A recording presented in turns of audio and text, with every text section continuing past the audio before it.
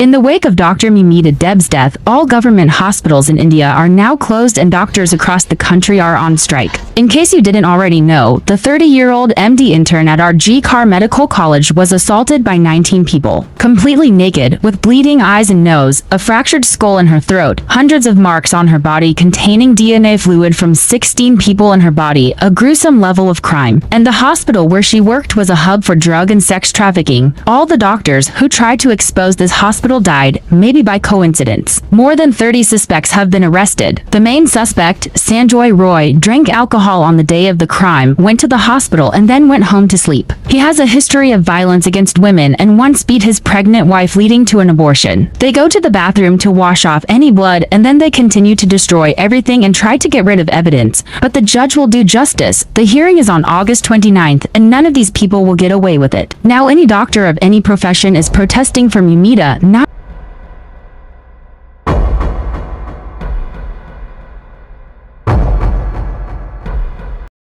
Kolkata, India case muna tayo update.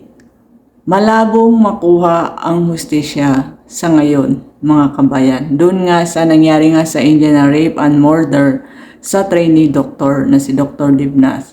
Kasi nga, ayon sa mga narinig ko na sa social media o kahit saan pa man na sa India, malabo talaga makakuha ng justice ang rape victim. Lalong-lalo na kapag ang involved ay anak ng isang makapangyarihang tao.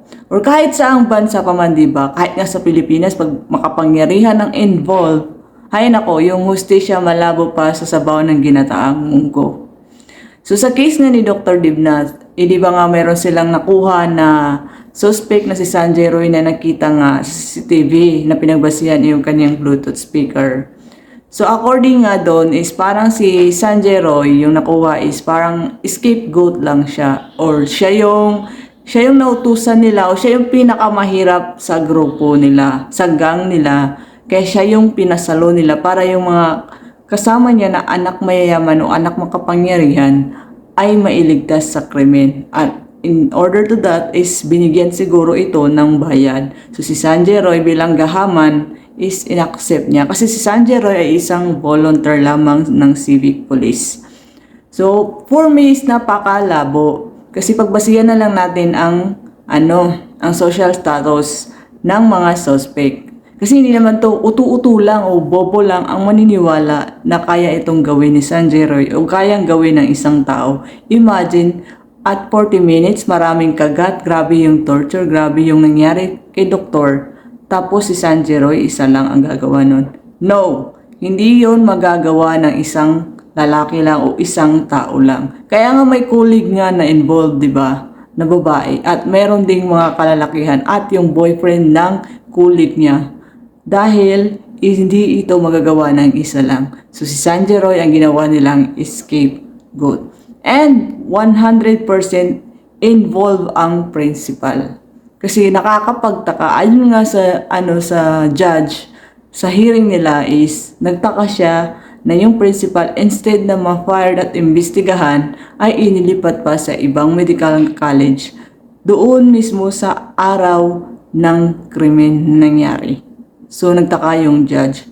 And since nga ito nga si Mamata Banerjee is kumuha nga siya ng magaling na abogado si Sibal, na kung saan ipagtatanggol, nakakapagtaka sinong ipagtatanggol, kasali ang nephew niya o ang pamangkin niya nga sa nangyaring krimen. Kasali, one of the involved is pamangkin ng chief minister, kaya nga sinabi ko na malabo pa sa ginataang makuha ang hustisya.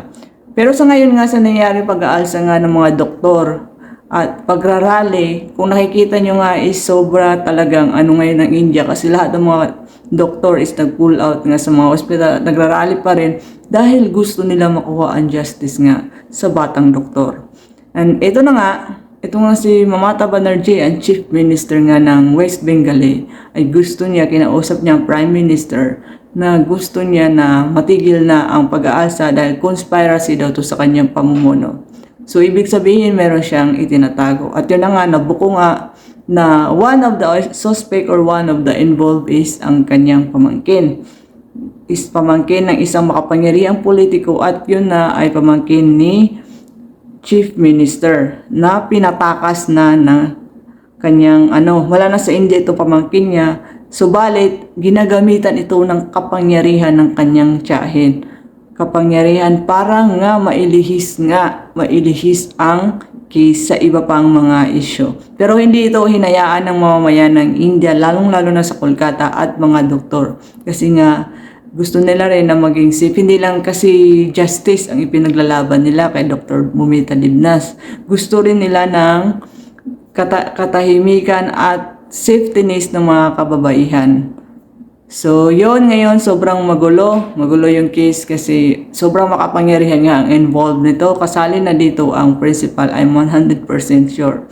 So, sa India, katulad ng sinabi ko, napakalabo makuha ang justice. So, naalala niyo pa yung gang rape sa bus na nakita pa nga na itinapon. Oh, may nakasuhan ba? Wala.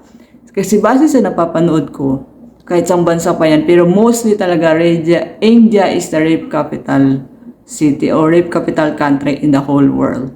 And base sa mga napapanood ko, is sa India, kapag nag-akusa ka or rape victim ka, mostly, pag nag-akusa ka, pupunta ka sa presinto para magpa-blatter na may nangyari panggagahasa sa'yo or assault, is yung police, kakausapin ang accused. Ang accused, babayaran yung police.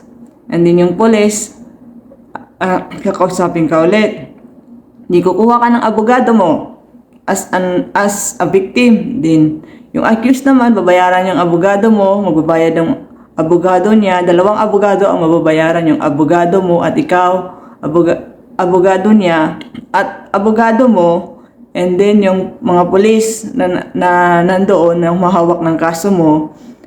And ayun, kakausapin ka na naman ng abogado mo, i-brainwash ka na kung sakaling ma-expose na isa kang rape victim is yung kahihiyan, yun ang i-slap nila sa'yo na hayaan mo ba na ganito ang nangyari sa'yo, yung dignidad mo. So, mangyari nung walang kasuhang mangyayari kasi magpo-pull out ka as a victim kasi mahihiya ka. Plus, mararamdaman mo na, ay, wala nang chance, hindi ako mabibigyan ng hustisya, so, susuluhin mo na lang. So, ganoon ang nangyayari sa India. Ganoon ang justice system. O kahit sa bansa pa man yan, pag pera talagang pinagalaw, yung justice system talaga is mayayanig.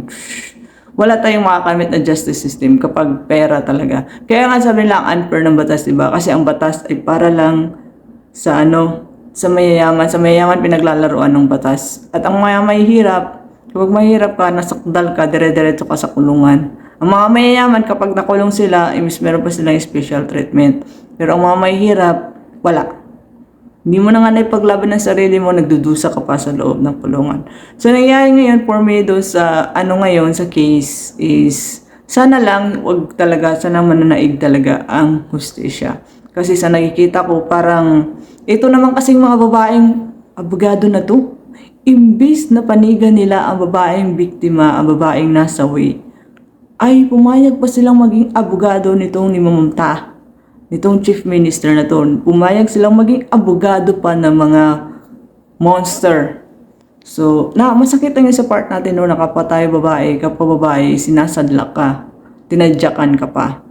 Tapos, hindi ka may pagtanggol. Ang pinagtatanggol nila, yung mga evil, yung mga monster. Kasi nga, sa laki ng pera. So, masasabi ko rin na sobrang involved ang chief minister at may pinagtatakpan siya kasi nga nag-offer siya ng pera nga sa pamilya ng biktima. Sa tatay nga ni Dr. Dibnas ng 10 lakhs. Which is, nag-decline yung pamilya at sinabing gusto nila talaga ng hustisya. Masagasaan na ang dapat masagasaan, ma-involve lang dapat ma-involve. As long as kasama nila buong Kolkata, ang buong mamamayan is gusto nila ng hustisya. Hindi nila kailangan ng pera dahil ayon nga sa tatay nga ng doktor is nabuhay siya ng pananahi, nabuhay niya ang pamilya niya ng pananahi, na pag-aral niya ang pamilya ng pananahi, kaya niyang mabuhay ng mananahi. At bibigyan niya ng hustisya nga ang anak niya, ang nangyari sa anak niya. Kahit sinong magulang kapag nakita yon, Diyos ko, talagang sisigaw ng hustisya. So sana lang hindi mo naig ngayon ang kapangyarihan at ang pera sa India. Kasi for me, gustong-gusto ko rin magkaroon ng justice. Ang nangyari nga kay Dr. Dibnas, kahit sobra talagang hindi makatarungan ang ginawa sa kanya.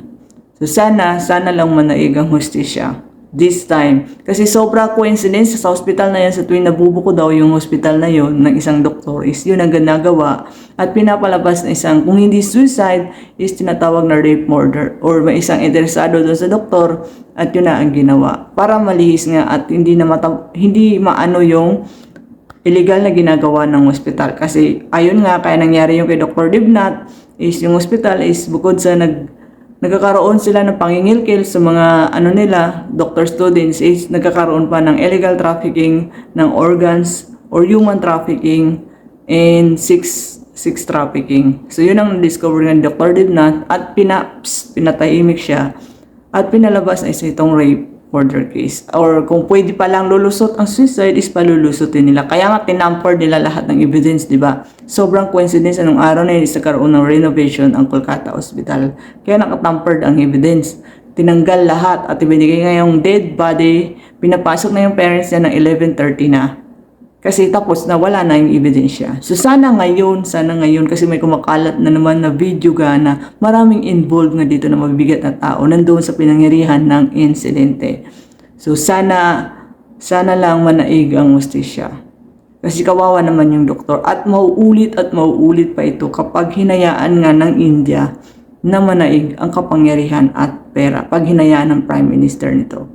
So as of now, sabi ng judge doon na humahawak is wag hayaan na magkaroon ng kapangyarihan ang West Bengal. Yan ang pagkakarinig ko. Pero ginagawa din ng Chief Minister para talaga pagtakpan ang pamangkin niya at ipagtanggol sa ngalan ng kapangyarihan niya.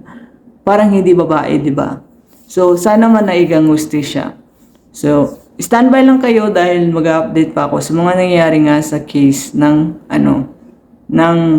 Kolkata incident sa hospital ng India.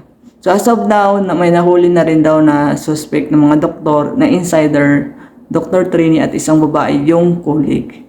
And sana lang mahuli pa sila kasi it's not just only one but 15 to 20 men and one girl, one colleague involved in the crime. At matataas pa na official. So, yun lang yung update ko. Thank you for listening. Sayonara.